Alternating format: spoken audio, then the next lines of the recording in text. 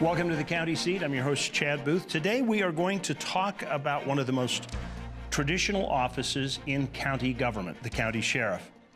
You know, the office, or at least the functions of county sheriff, date clear back to the 9th century, when the shire had an official who was elected by the people to represent the serf's interests to the king. And that's the origin of the sheriff, and traditionally that office has stayed with us ever since. Now, the contemporary sheriff, in addition to providing law enforcement and public safety, sheriffs are also required to maintain and operate jails, engage in search and rescue, and handle other functions. So I'd like to introduce our legal expert, retired sheriff of Utah County, Jim Tracy. Where does the authority in Utah for sheriff come from? There are two different ways that a sheriff can receive that authority. In many of the states, it comes through the Constitution of the state. There's language in that Constitution that sets forth the duties and the authorities of a sheriff. In the state of Utah, it's statutory. The office of sheriff is not defined in the Utah Constitution. So it takes its authority from the legislature, who puts that into statute. And that's found in Utah under the Utah Code Annotated, Title 17, Chapter 22. And then it has 32 different paragraphs or statutes that are listed in there that give the authority of the sheriff. Now, out of the 50 states, 48 have sheriffs. Alaska has no counties, and Connecticut abolished counties a few years ago. So the office of sheriff varies nationwide. Now, there are 13 that are constitutionally defined. Here's some trivia for you, okay? In Kentucky and Louisiana, the sheriffs serve as the tax collector as well as the sheriff, so he comes to collect the rent, so to speak. Hawaii 5-0. You've all heard the famous 5-0. Well, McGarrett is a sheriff. It is a statewide sheriff's office. And in Indiana, the budget for feeding inmates comes out of the sheriff's salary. Are there any other stories you can think of? Yes, for Louisiana, for instance, there are 2 sheriffs in every county, or parish. They call them parishes there. There's a law enforcement sheriff who strictly does the law enforcement authority and duties, and the other sheriff is the corrections sheriff. He runs strictly the courts and the jail. So I guess that makes a point that when you have something statutorily defined, there can be 50 different definitions of local law enforcement, which is where we're going to pick up our conversation when we come back on the County Seat.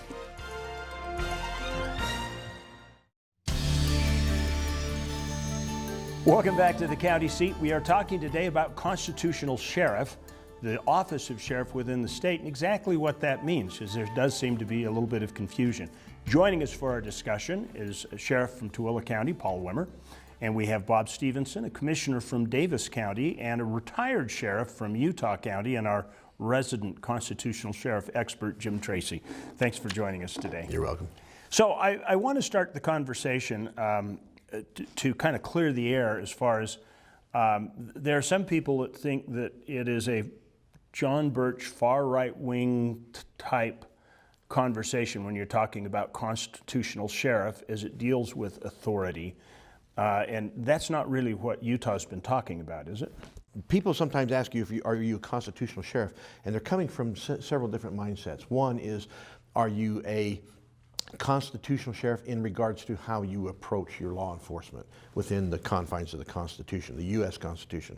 And some, though, believe, because of a misreading of the Constitution under Article 1, Section 8, that the sheriff is the supreme law enforcement officer in the county and supersedes federal authority. And that is a misreading of the Constitution, just frankly. I've never been able to find where that is actually true in the wording or in any of the court's interactions with sheriffs. The other one then goes to the Constitution of, is the sheriff a constitutional sheriff in the fact that is he defined with his laws and his authorities and things in the state constitution. Those are the two divergent. You know, one of the misconceptions by the general public is that we are constitutional. And you always have to make that correction that we derive our authority from the state statute. And where we're really getting defensive as sheriffs in Utah is the last 2 years we've had to deal with legislation that has pushed for us to become appointed officials versus elected officials. And we believe that is a dangerous road to go down anytime you're taking the voice from the people and handing it off to a single body, such as a commission. So realistically, I think that one of the things that has taken place is that within some sheriff's departments within the state of Utah, there has been some problems and some things that have hit the press. With this, the natural tendency is to say, why are we electing instead of appointing the individual to become the sheriff? I think that what has to be remembered is that in any organization, whether we're talking business or we're talking government, we either hire or we either elect. And when we do this, we're always trying to elect or hire the best person for the position. Sometimes that doesn't work, whether it's an appointed position or whether it's an elected position. And we have to be realistic, and I don't believe it's good business to turn around and jump to a conclusion just because you may have a couple of bad eggs within your state. I would agree with that, but the concern I have is a separation of powers. Within the county construct, within the way the county's elected officers are put together, the commissioners in a county already are the legislative, they can do county ordinances, and they're the executive in that county. Mm-hmm. If the sheriff was taken out of the elected genre and put into an appointed department head, then you have the commission basically judge, jury, and executioner. I mean, you end up with them as a legislative authority, as the executive authority, and then if they can appoint who they would like through whatever vetting process other than voting the sheriff through appointments, then you have subverted what I believe is the best method, which is election, to select an individual who is going to represent each individual county member by an elective authority and keep it in the elected area. But some people would argue that the electorate doesn't really vote for anything more than a name. The guy that's got the most posters out wins the election as sheriff, at least in the larger counties. I think in a more rural county, everybody already knows who he is. So why not make that an appointment and hold your elected officials accountable for the appointments they make? The same argument could be made for commissioner. Why not just appoint them and have the state do it? I mean, literally, you can go up that chain until you only have one or two elected officials in the county, and then you have basically a state that's running everything. Counties are political subdivisions of the state, but they have the autonomy based on the statutory authorities right now, as long as the legislature leaves it alone, to have that differentiation and that splitting of the authority by having elected persons in all those areas: county attorney, sheriff, the recorder, and the commission. So I believe one of the things that we have to realize is that the state of Utah right now is going through some growing pains. We are growing up, especially along the Wasatch Front. But we have to remember that the state is a very, very large area. There's a lot of rural counties that are out there, and that we have to respect the fact that if you take Cache County, I believe that Logan City is the only one that has a paid police force. So the county sheriff's department is actually running the rest of the cities and overseeing them. That becomes a very big job as far as that goes. Some of the larger, if you take Davis County, I believe out of the 15 cities, I think 12 of the 15 have their own paid police force. So it's a different dichotomy as far as what happens within a rural county with what may be happening in an urban county with how things are. And I think we have to be very careful not to jump to a conclusion based upon this situation or this situation. We have to look at the state as a whole. I was just sitting here having a thought. We're talking about shifting the sheriff from being elected to being appointed. You'd be the guy who would have to appoint him. Is that a job that you and your fellow commissioners would want? Well, I had the opportunity, being a past mayor of Layton City, that we actually had the police chief retire, and we did hire a new police chief. And we did go through a process of interviewing. In fact, we opened it up countrywide to see what was out there. Some of the things that we did want to make sure of is that we had a personality that would fit within our community. That became very important, but it was also very, very knowledgeable with what was there. And again, we ended up with a very good police chief in Layton City at this time. At the county level, we'd have to be doing the same thing. I do agree that it does open up the opportunity to be able to look into the person's background and to be able to pick out of as many people that want to apply. But it still comes down to that question as far as that individual with everything that he's going to be doing throughout that county, and is it something that he should be answering to the people, not to the elected commissioners. Do you think that could go astray? Absolutely. I think the other issue that I'm trying to protect in my thought process on keeping it elected is that it keeps I would like to see the state move to the point where a sheriff's election is nonpartisan. Right now they're partisan. And so you can end up with the selected sheriff before you ever get to the main election or even to the primaries because of what comes out of the conventions for the different parties. Mm-hmm. You may not have but one single person going forward as a candidate. That then puts politics back into the center of what I should, of the office of all offices that should be non-political, mm-hmm. should be those who enforce the law. So in my thought, I would like to see the state go to like the city mayors and the school boards. They're nonpartisan races. I would like to see the sheriff office elections go to nonpartisan. That way you could protect the whims of any political party from how the law is enforced.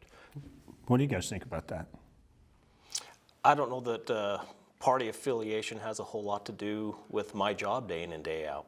I enforce the law according to the law, and obviously we have some discretion in our decision making, but you elect the person for that, not necessarily a party for that. And so I don't necessarily disagree with Jim on this.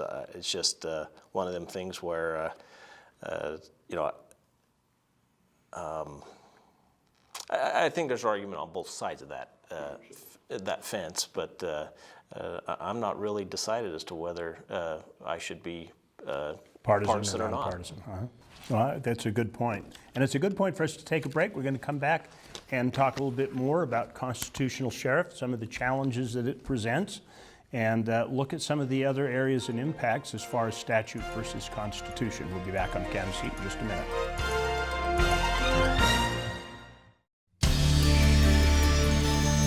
Welcome back to the county seat. We're having a conversation about the office of sheriff, whether it should be constitutional or whether we should do away with electing sheriffs altogether. In the break, we were talking about the fact that, you know, there's a change in the environment. People used to step up and say, I'm going to run for office. Is that the same case today as it used to be? I'm of the opinion that it is becoming harder and harder to get people to run for office. There's always the concern about things that are going to be said through the campaigning process about individuals. It's also become very, very expensive. And so for people to make that decision, a lot of times to them it's not worth it. And I think that's sad. I think we should have numbers of people who are willing to step up and run for elected office. Do you think going nonpartisan would help that? I think there would be significant potential of it helping simply because your party affiliation, you wouldn't have the whole convention, primary, and then general issues within the parties. And someone they don't have to unseat the dominant political power within that county. I think there's something that also falls into this category. If you were a nonpartisan election, the focus would shift from party to qualification a little bit better, would it not? And experience. Mm-hmm. And experience, and people would be running on a different set of criteria, and it would free people who say, I'm going to vote Republican ticket all the time to have to make a decision and vet their candidates a little bit better. Well, and I think the thing that has to be looked at is that when you are a sheriff of a county, you're involved with the jails, you're involved with bailiffs, you're involved with the regular street patrols, you're involved with Davis County Wildland Fire. I mean, it's numbers of different things that are involved. And to have that experience is very important to be able to understand how to run that department. When an individual who's been a sheriff on the street for 4 years and decides to run for county sheriff, you know, the qualifications probably aren't there for all the things that's going to be required of that individual. No, that's a very good point. I think we're going to take one more break and come back and talk about how you go about changing the constitutionality of the sheriff's office and look at it in terms of some of the other offices. We'll be right back.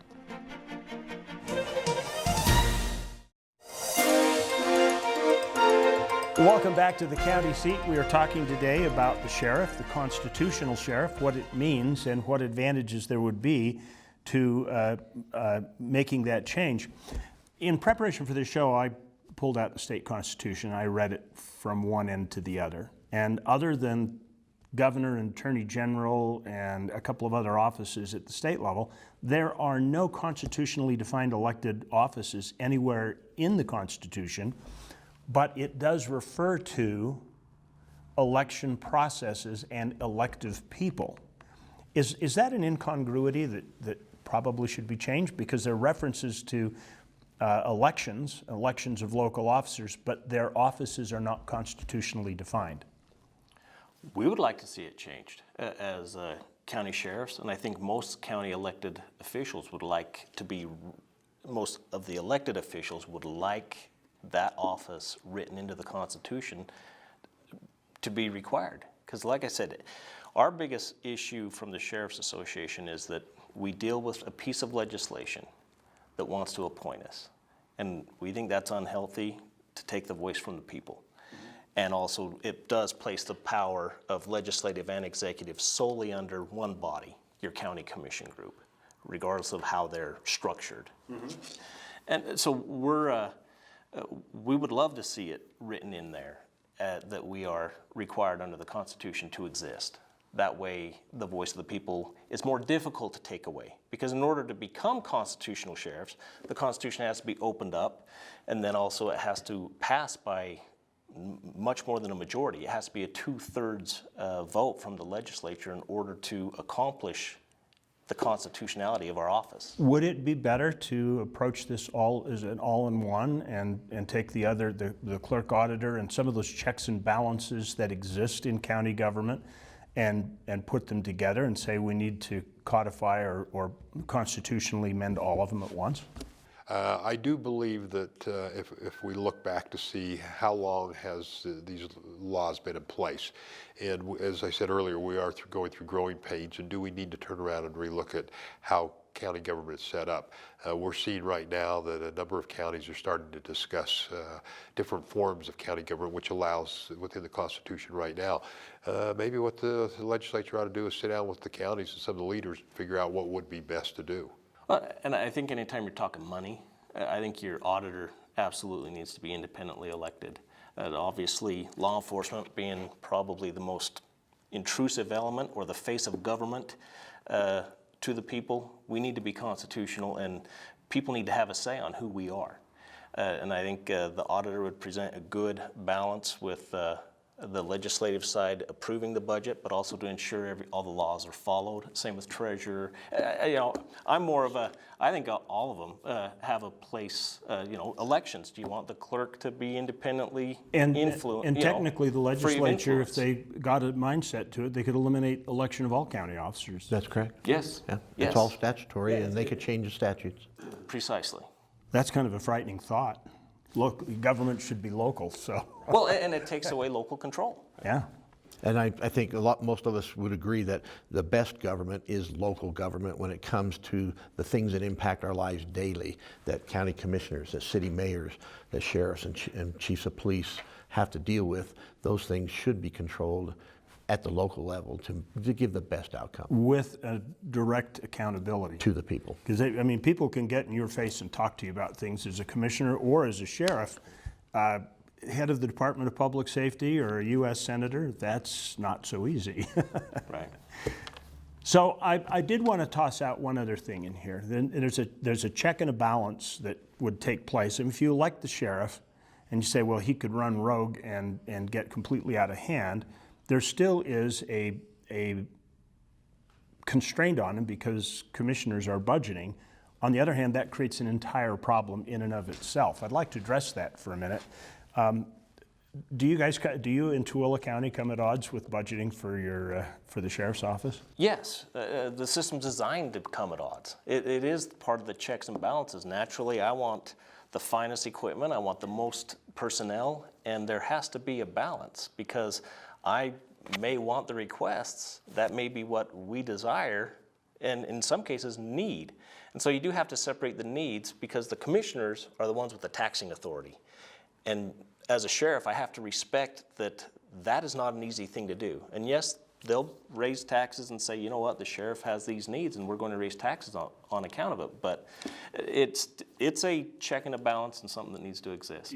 Do you think that accountability could be shifted? I do. I think that in many states that we haven't talked about, the sheriff also sets his taxing, his mill levy and his taxing amount for his revenue. And then if he's exceeding that, that the people think shouldn't be higher than what he's put it, then they can unelect him. But so in some places that has occurred and still does occur, that the sheriff is his own taxing authority. That way he's not failing to provide public safety because of a lack of budget that is not his. It's been given to him by somebody else. How would you feel about that? Well, I think that the commission ends up being part of the check and balance system, and I think that's very important. I think that we would make a big mistake if we turned the entire taxing entity over to the sheriff's department, or any other department for that matter. It allows them to be able to continue to increase for what they may think their needs are. I believe that it's very, very important that within any government organization that the elected people learn to work together to set goals for what they want to do, and that way there isn't a lot of confrontation. It's basically, these are the goals we're going to reach, and that's how we're going to get to it. Gentlemen, thank you. This has been most educational. It's been very good input. This issue is likely to surface during the course of the legislature this year. It has been discussed in previous years, and we'll follow it closely. Glad you got an understanding of what we're talking about when we say constitutional sheriff here in the state of Utah. If this has been a good conversation, share it with your friends. We would love your interaction on social media. Please feel free. In fact, I encourage you to give us your points of view in our social media, where we can continue the conversation there. We'll look for you next week on The County Seat.